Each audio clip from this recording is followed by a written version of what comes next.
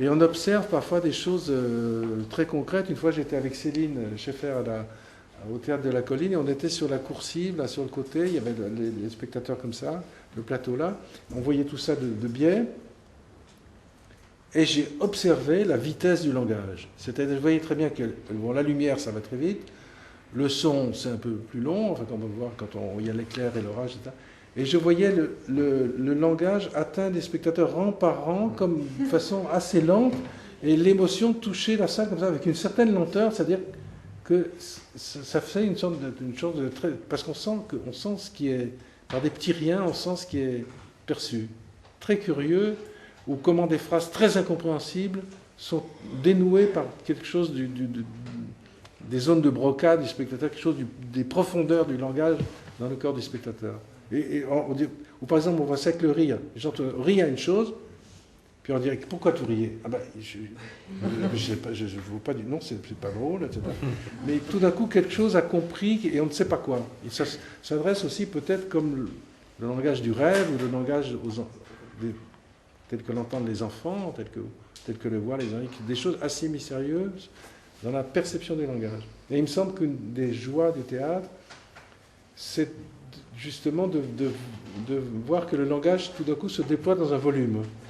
Dans le volume du corps de l'acteur, dans le volume de la salle, et que le langage, comment dire, prend corps. Quoi. Je ne sais pas comment. C'est plus le langage sur une surface plate, un écran ou une feuille de papier, mais il agit en volume, il agit dans les deux sens. Il n'y a pas qu'en allemand que le verbe à la fin éclaire le début. En français aussi, la dernière phrase de Tartuffe éclaire le truc de début, une sorte de perception.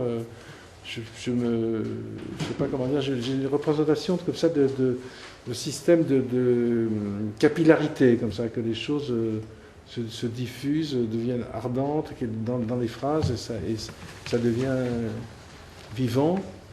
Et une conception une conception, oui, c'est ça, le langage comme un fluide. C'est-à-dire la linguistique comme une partie de la physique des fluides.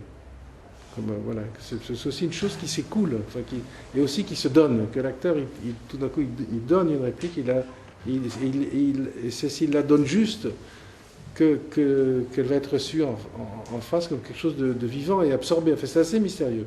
C'est plutôt que d'écrire sur l'acteur, parce que là, je crois que j'aimerais essayer de déchiffrer ça. L'idée de dynamique de l'espace, dynamique du langage, le langage comme la balistique du langage, la logodynamique, le mot comme les phrases comme des projectiles qui touchent un et pas l'autre de la même façon, comme le lancer du langage, voilà, une conception dynamique des choses.